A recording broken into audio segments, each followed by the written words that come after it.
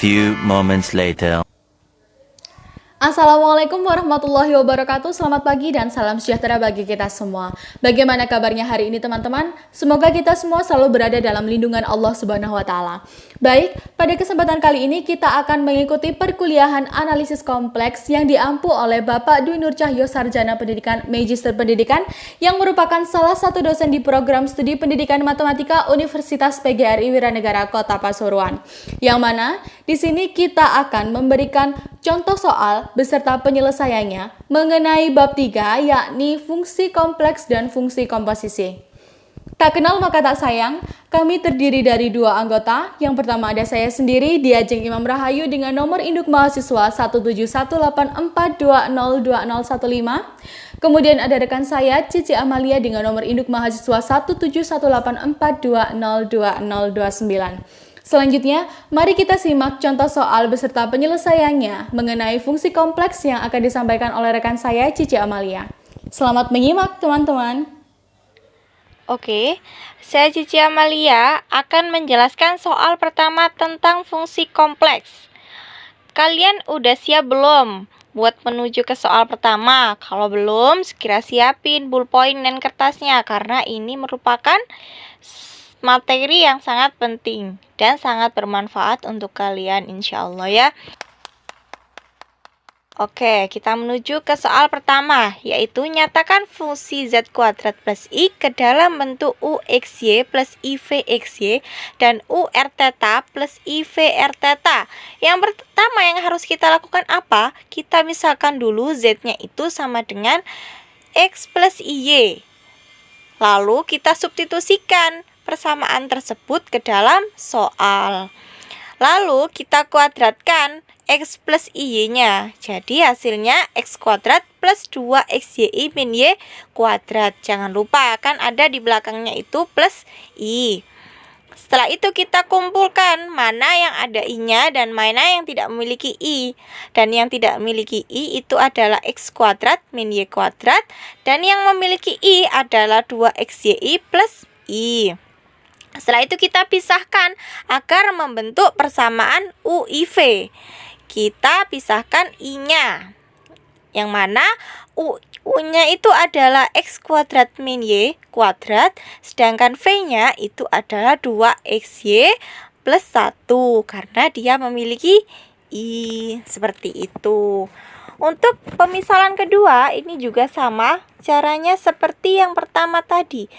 Kita substitusikan dulu persamaan R cos theta plus I sin theta. Lalu kita kuadratkan. Sehingga hasilnya adalah R kuadrat kali cos kuadrat theta dikurangi sin kuadrat theta ditambah 2I sin theta cos theta plus I. Setelah itu kita tinggal kalikan aja satu persatu yang ada di dalam kurung. Sudah ketemu hasilnya. Nah, perlu diingat bahwa hasilnya itu kan ada 2R kuadrat I sin theta cos theta. Nah, 2 sin theta cos theta itu adalah apa? Adalah sama dengan sin 2 theta.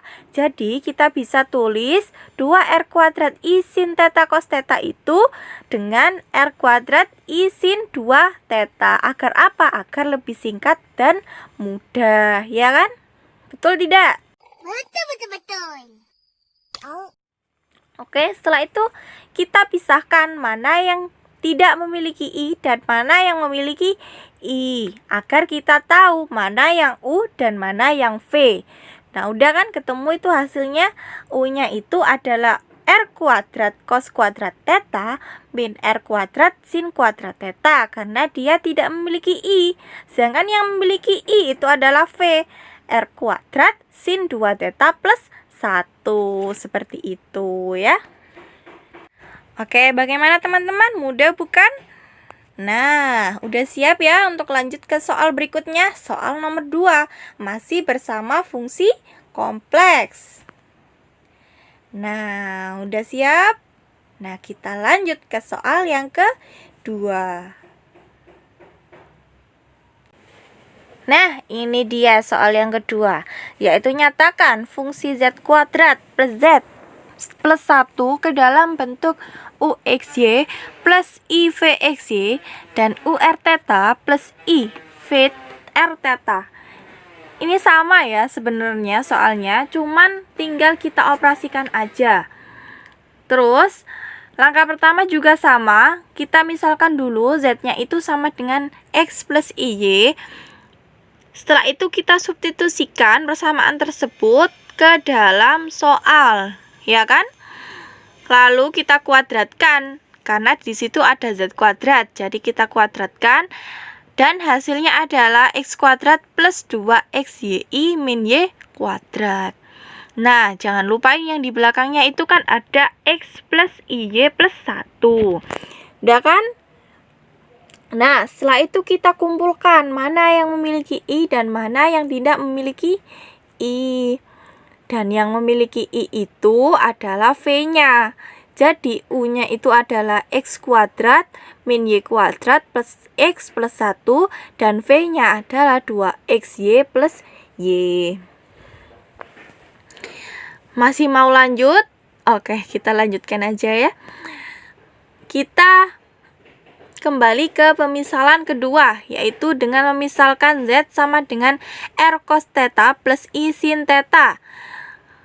Sama lagi, kita substitusikan dulu persamaan tersebut ke dalam soal. Yang mana hasilnya itu nanti dikuadratkan juga karena di situ ada Z kuadrat. Setelah itu hasilnya kan udah ketemu ini. Setelah itu kita kalikan satu per satu yang ada di dalam kurung. Ketemu hasilnya R kuadrat cos kuadrat theta dikurangi R kuadrat sin kuadrat theta ditambah 2R kuadrat I sin theta cos theta ditambah R cos theta plus R I sin theta ditambah 1. Nah, tadi kan udah dibilangi ya, kalau 2 sin theta cos theta itu sama dengan sin 2 theta. Tinggal kita ganti aja ya. Setelah itu ketemu udah hasilnya. R kuadrat cos kuadrat theta min R kuadrat sin kuadrat theta plus R kuadrat I sin 2 theta plus R cos theta plus R I sin theta plus 1. Ya kan? Nah, ini R kuadrat cos kuadrat theta min R kuadrat sin kuadrat theta, ini kan R-nya bisa dikeluarkan, ya kan? Sama-sama memiliki R, jadi R-nya bisa dikeluarkan. Jadi tinggal kalian keluarkan aja. Nah, setelah itu tinggal kita operasikan juga. Apa kalian udah masih ingat atau udah lupa ya tentang persamaan trigonometri? Kalau cos kuadrat theta min sin kuadrat theta itu adalah cos 2 theta. Ya. Jangan sampai lupa ya. Jadi, agar lebih sederhana, kita ubah menjadi cos 2 theta. Jadi hasilnya R kuadrat cos 2 theta plus R kuadrat I sin 2 theta plus R cos theta plus R I sin theta plus 1. Setelah itu kita kelompokkan mana yang punya I dan tidak punya I. Dan yang tidak punya I itu adalah U dan yang punya I itu adalah V. Jadi U-nya hasilnya apa? R kuadrat cos 2 theta plus R cos theta plus 1. Dan V-nya itu adalah R kuadrat sin 2 theta plus R sin theta. Oke, udah jelas belum? 2 soal itu rasanya udah jelas kayaknya ya. Oke, kita lanjut ke soal yang berikutnya, akan dijelaskan oleh sahabat saya Diajeng Imam Rahayu. Silakan. Well, this is the last guys. Mari kita simak contoh soal terakhir mengenai fungsi komposisi dengan soal sebagai berikut. Diberikan fungsi fz sama dengan 3z plus 2i dan gz sama dengan z kuadrat plus 2z minus 2 plus 3i. Tentukan gfz dan fgz. Oke. Kita ketahui bahwa range F bagian domain G itu tidak sama dengan himpunan kosong, maka GFZ. GFZ ini sama dengan G bundaran FZ. Sehingga nanti FZ ini kita masukkan ke nilai GZ-nya. Nilai FZ berapa? 3Z plus 2I. Kemudian kita masukkan ke GZ. GZ adalah Z kuadrat plus 2Z min 2 plus 3I. Sehingga Z kuadratnya ini sama dengan 3Z plus 2I kuadrat. Kemudian 2Z-nya ini nilainya 2 dikali 3Z plus 2I. Untuk min 2 dan plus 3I kita tulis ulang karena mereka tidak memiliki variabel Z. Kemudian kita jabarkan sehingga diperoleh seperti baris kedua ini ya. 9Z kuadrat plus 6IZ plus 6IZ plus 4I kuadrat plus 6Z plus 4I min 2 plus 3I. Kemudian kita ke baris ketiga. Baris ketiga di sini ada nilai negatif 1. Dari mana nilai negatif 1 itu? Nilai negatif 1 diperoleh dari nilai dari bilangan imajiner adalah akar negatif 1. Maka apabila bilangan imajiner kita kuadratkan, maka hasilnya adalah negatif 1. Sehingga nilai dari 4I kuadrat sama dengan 4 dikali negatif 1. Kita pindah ke garis bawahnya. 9Z kuadrat plus 6IZ plus 6IZ negatif 4 plus 6Z plus 4I min 2 plus 3I. Kemudian kita operasikan dan kita kelompokkan. Mana sih yang mengandung variabel Z di sini? Yang mengandung variabel Z antara lain adalah 9Z kuadrat, 6IZ, 6IZ, dan 6Z. 6IZ dan 6IZ ini kita operasikan, kita tambahkan hasilnya adalah 12IZ. Kemudian, nah setelah dikelompokkan, kita temukan hasil seperti ini. 9Z plus 12I plus 6Z plus 7I. Dari mana 7I ini? 7I kita peroleh dari plus 4I dan plus 3I. Kita operasikan sehingga hasilnya adalah plus 7I. Kemudian negatif 6 ini kita peroleh dari mana? Negatif 6 ini kita peroleh dari negatif 4 dan negatif 2. Kita operasikan sehingga hasilnya adalah negatif 6. Jadi, nilai dari GFZ sama dengan 9Z plus 12I plus 6Z plus 7I min 6. Seperti ini. Kemudian, kita lanjut ke bawahnya. Baik, selanjutnya kita mencari nilai FGZ. FGZ itu sama dengan F bundaran GZ. Sehingga nanti nilai dari GZ ini kita masukkan ke FZ. GZ-nya tadi berapa? Z kuadrat plus 2Z min 2 plus 3I.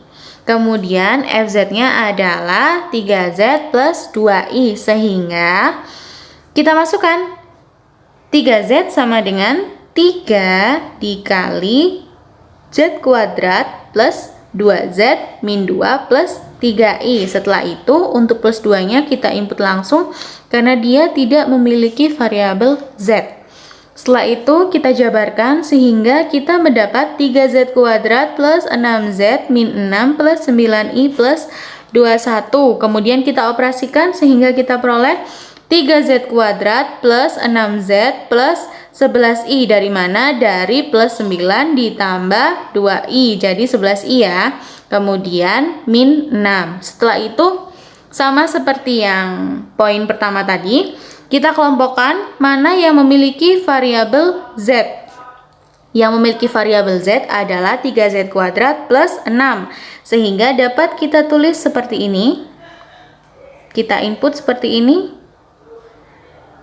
Sehingga kita peroleh 3Z plus 6Z. Z plus 11I min 6. Jadi nilai dari FGZ sama dengan 3Z plus 6Z plus 11I min 6. Nah, oleh karena 9Z plus 12I plus 6Z plus 7I min 6 tidak sama dengan 3Z plus 6Z plus 11I min 6, maka GFZ tidak sama dengan FGZ atau dapat kita katakan bahwa mereka tidak komutatif.